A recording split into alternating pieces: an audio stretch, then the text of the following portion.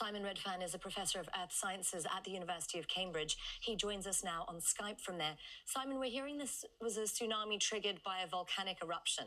Can you explain just how that works? So in this case, the tsunami seems to be associated with this eruption of Anak Krakatau. In fact, you know, Krakatau has a long history. It's famous for its devastation, and it had this huge eruption in 1883. That eruption in 1883, actually, most of the fatalities from that eruption were associated with a very large tsunami, where effectively the island blew itself apart. In this case, it's a much, much smaller eruption from Anak Krakatau, the child of Krakatau. And it's likely that it's caused by some collapse of the slope of the base of the volcano.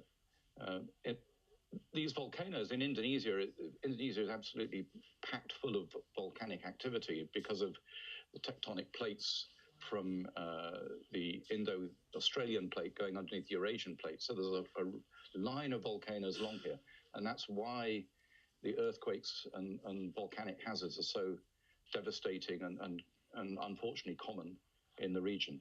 So, Simon, in your mind, this wasn't a particularly unusual amount of activity for that area?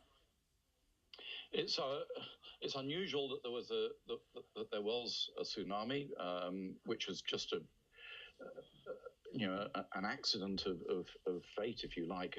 The volcano itself is an active volcano. It's been erupting for the last few years, and actually the island itself formed in the 1920s out of the old collapsed caldera from its parent Krakatau.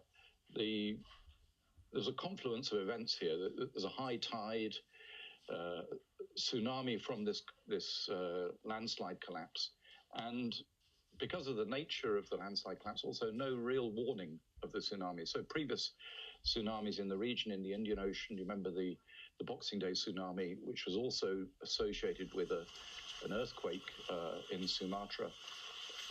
That earthquake gave the early warning. In this case, there was no expectation of the flood. So that landslide essentially displaced a whole load of water, which created the tsunami. How is there no way to tell if that's going to happen? Are there not tsunami warning systems in place? Well, there are tsunami warning systems in place. The devastated area is very close to the volcano, so the low-lying coastal regions that face towards Krakatau along the Java and Sumatra coast there at the Sunda Strait, it just doesn't give time for an early warning to happen in this situation. It's just a very, it's devastating and obviously terrible for the populations along that coastline. And in this case, there would be little expectation that there would be such an event. Although Krakatau itself and all of the volcanoes along the Indonesian arc are a threat. And in this case, it's the fact that you have people living close to the shoreline in an area where you can expect some sort of geotectonic hazard. Mm-hmm. Yeah. Professor Simon Redfern speaking to us there from Cambridge. Thank you for joining us, Simon. Thank you.